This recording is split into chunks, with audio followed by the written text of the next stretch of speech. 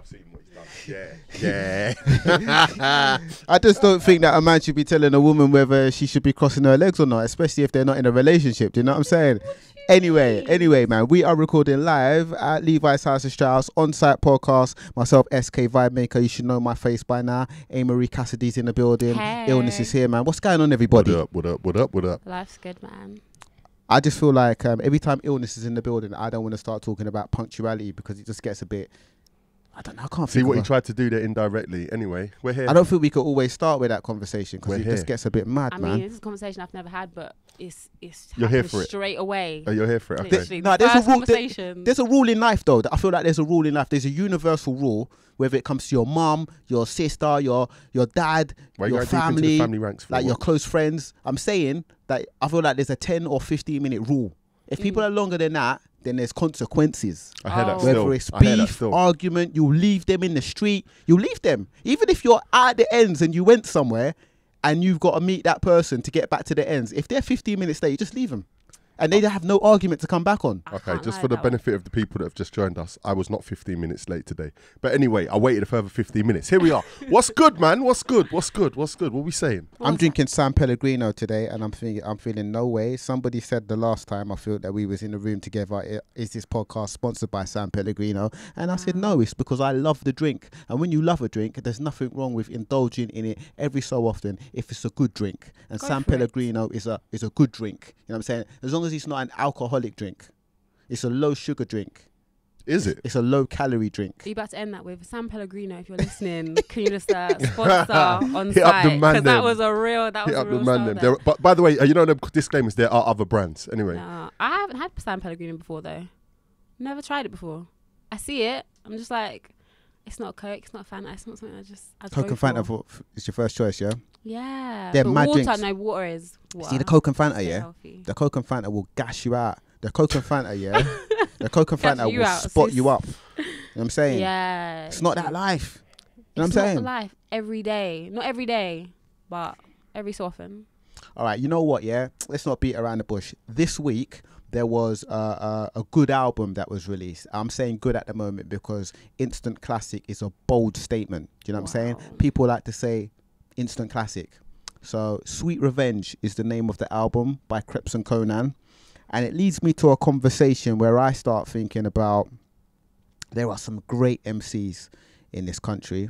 There are a particular group of MCs which are in like the A-League when it comes to mentioning like some of the sharpest or the big catalogue or the big history. Like if you want to throw names like your Wretch 32, your Kanos, your Wiley, your Dizzy Rascal, your Gigs, these are like the giants of the UK game. I just said some names. There might be a few other names I've forgotten, but these are the names that are always in the conversation when it comes to giants of this UK MC thing. The goats. Now, Krept Konan have released Sweet Revenge this week. It's their second album, but I feel like it's their third major project.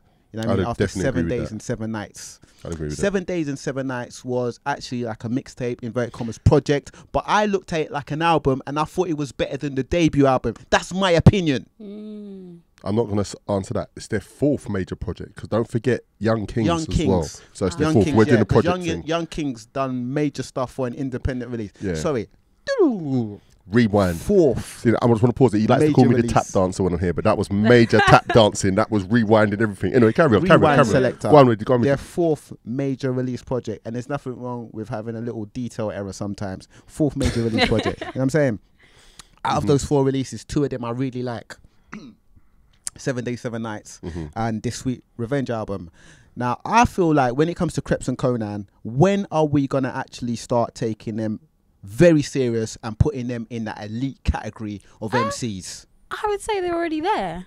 Like I definitely, when I think of in terms of MCs, wordplay, people that can actually just the bars. It's not the kind of playground kind of stuff you see these days.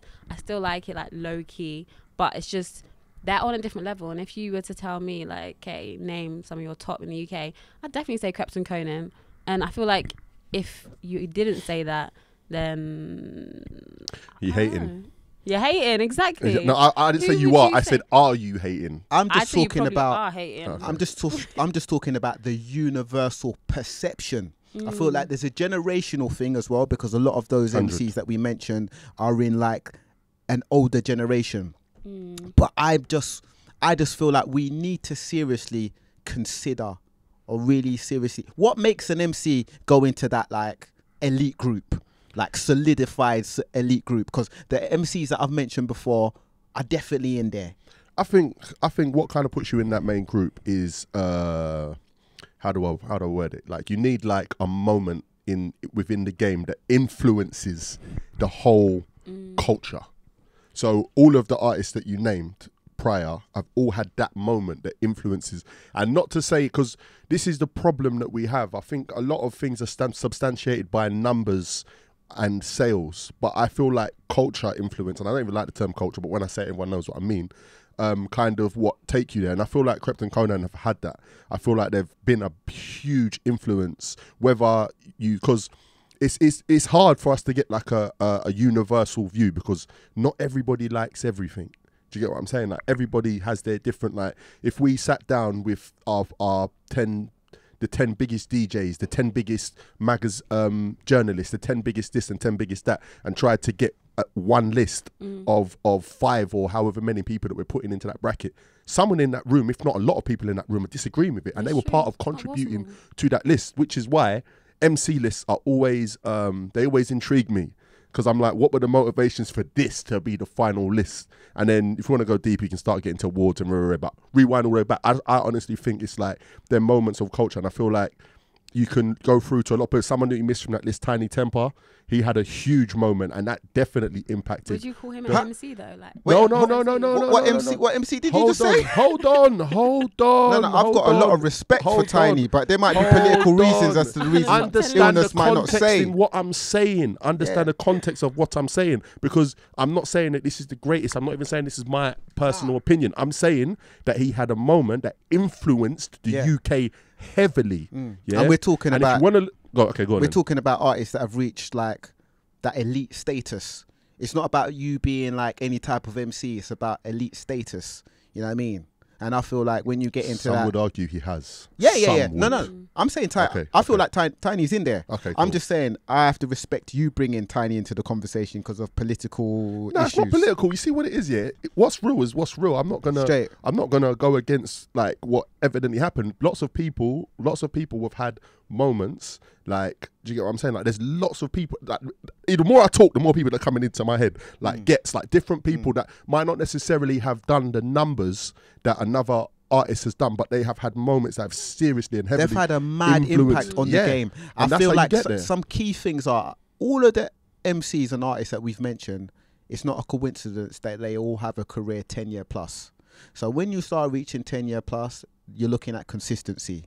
You're also looking at the amount of projects an artist has released. You're also looking about the amount of, inverted commas, classics or, you know, big releases they've had.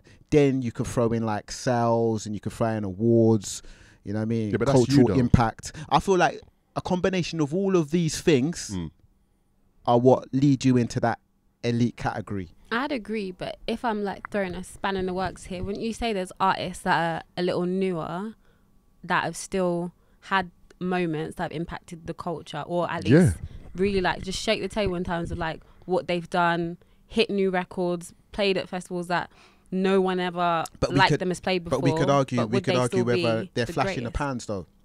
And I feel like the time scale gives you a truer reflection That on makes them sense. being in that elite category, that elite status. Yeah. Do you know what I want to put in there? I feel like something that we can't skate over, and just we ain't mentioned it yet, but we're all kind of taking it for granted that everyone's going to accept this. I think timeless music is very important to putting you into that bracket. Yeah. And I feel like at some point, if you want to have this longevity, you have to make a record that is going to live as long, if not longer, than you ever will. Do you know what I'm saying? I think that's very important.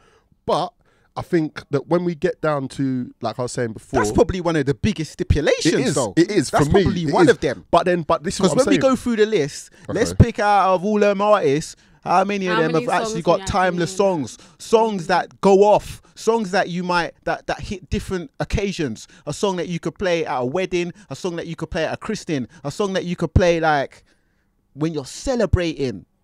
You know what I'm saying? A song which captures an era.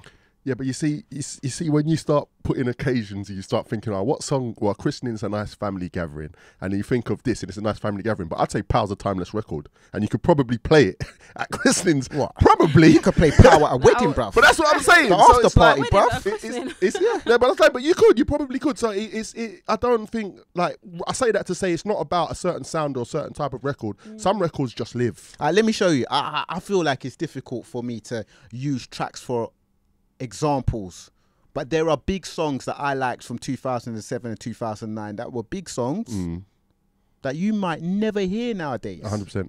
So that 100%. Shows you a lot about the song, and it also puts into context other big songs and what they've done. Do you know what I'm saying? 100%.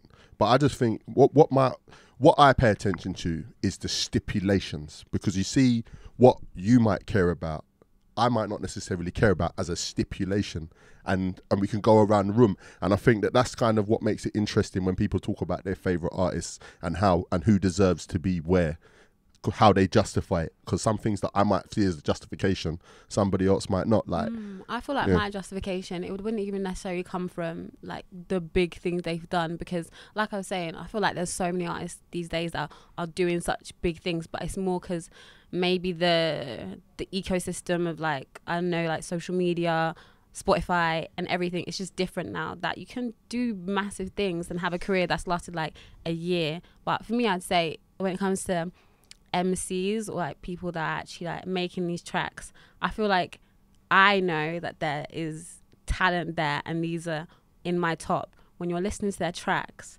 and you know when you have to rewind and really try and understand what has just been said. Rewind material. And it's like, wait, and you can listen to it 3, 4, 5, 10 times and new things are coming out. You're like, wow. And I feel like with Krept Konan, they're the kind of people that make me do that. Yeah. With many of their songs. It's not even just like one or two. It's like every song I listen to of theirs, I'm like, nah. Rewind material, because there's some artists that you might play the song once and you've got once or twice or 3 times and you've got everything you need from that song. You've got the whole vibe, you understood everything they said. There's no rewind material, there's no quotables. But that doesn't necessarily stipulate a classic or timeless music though. You know what I'm saying? But those things are what I love about Krept Konan. And further adding to the Krept Konan discussion about them entering or being in this elite category in like some of those artists from the prior generation that we always talk about. It's funny because recently a lot of people, I feel like, been running with this agenda or narrative that they feel like Krept Konan have dumbed it down a bit and they're not as lyrical as they was before. But even if they have done that, they're still way more lyrical than a lot of your favorite MCs. I was just about to say that. No, I don't think they've dumbed it down. Do you guys? I don't think they dumbed it down. I don't think so. And like you said, if they have dumbed it down, then maybe people should, still be trying to reach like that level when it comes to barring, because like if this is them dumbed down, then that's still talent. They've got so much dynamics with this Sweet Revenge album as well, man. There's mood music on there, there's party music, there's, there's lyrical stuff on there. For the bars. Yeah, there's bars, there's everything on there, there's gas talk on there. I mean, they hit so many different angles and demographics. They're satisfying their core. They're like, there's chart music, mainstream crossover stuff on there. They've got the big collaborations. I mean, this is a project. I like Krept Konan, Do you know what? I like Krept Konan, but I'm going to say this. I didn't love their debut album. So when 7 Days and 7 Nights came out, I liked that. And that was, to me, I looked at that as an album. And then when it's like, you know what a good thing about an artist is that when they've got like a 10-year plus career, is that they're either leveling or they're in the ascendancy. And I feel like at the very least, Krept Konan are leveling. And I feel like they're on their ascendancy. You know what I'm saying? They're not like nosediving. A lot of artists can't even manage 5 years.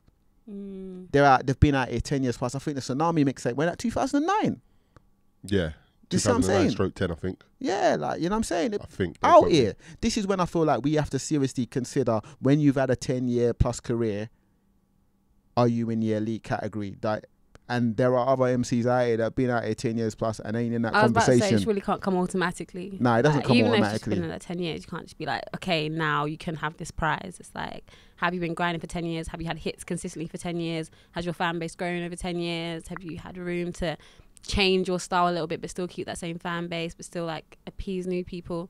But yeah, I think maybe if you had a 10-year career that's full of a lot of that sort of thing and more moments, like you were saying, then... Should I tell you something I love about Krept Konan as well? Is the diversifying. Like, I mean, they're dope with the music. But just like Stormzy, they've diversified. There's artists that have been in the game longer than them that haven't diversified as much, you know what I mean? For example, Stormzy has his own label. You know what I mean? He has Murky Records. He also has Murky Books. You know what I'm saying? Krept Konan, dope with the music, but they have opened their restaurant. Exactly. Studio as well. They've their list of things that they've done is quite a bit. Yeah. Is there a lack of UK artists diversifying and entering into business? Because, for example, this week was really there was some news about Drake has a new company, and it's going to be there's rumors that this company is entering into the cannabis game. Do you know what I'm saying? I don't know if there was a memo that UK artists and UK industry has missed or whatever, but a lot of the Americans do this, and few of the UK artists do cannabis this. Specifically, or no, just diversifying, like getting into business and stuff outside of the music. Outside of music, like diversifying, man. Okay. I mean, I'm scratching my head. I feel like at the end of the day, with music, I think that you need to treat it like a business model, because the reason why I say that is because when a lot of English artists look at the Americans, they're like, but that's just the Americans. But if you stop thinking about territory and look at, just business models, Americans been doing clothing lines and whatever, drinks and whatever from since morning. So I feel like within the UK scene, there have been people that have tried to do it. I'm sure So Solid had clothing line as well. Shouts to Strides, because he was doing his stuff with Rock Nation. So, he had the headphones and that. You saw him all around the place. But Star in the Hood was in itself was another. The clothing. You know what I'm saying? Boy Better Know had the t-shirts. JME was probably the pioneer of it all. If we're going to talk about where we're coming from, so it's like it's not. I don't think it's a new thing. But what I feel like now is that because like the scope and the way everything works has changed, people are able to be much more independent, and because they're much more independent in a lot more control, they're been able to take this thing a lot further than we were in the past. So now it seems like, he's doing this, and but no, this has been going on. Do you get what I'm saying? But at the same time, I think that's my case. What I'm trying to get to is the point, it's time now. Now we can do things a lot bigger, because a lot of people are older, and it's not like first generation of trying a thing. There's a lot more people that you can follow and look and see, he's done this, he's done that. Let me try and not make that mistake, blah, blah, blah, blah, blah. But yeah, the restaurants and things like that, I think they're kind of new. I don't know anyone.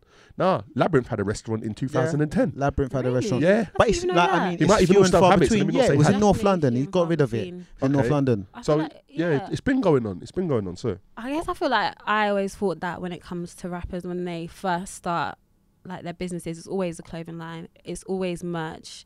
But cliche, for example, but for Krept Konan to make Krept Konans, I didn't actually know that Labyrinth had done it before. I didn't know there was a restaurant there. And then I think Stormzy did it just on another different scale, because he was coming out with stuff that was just not even close to, like, I guess you could say maybe like rapping, music, black culture, food, that sort of thing kind of makes sense. But for Stormzy to go into publishing books, it was just like totally left, something that you just wouldn't have expected.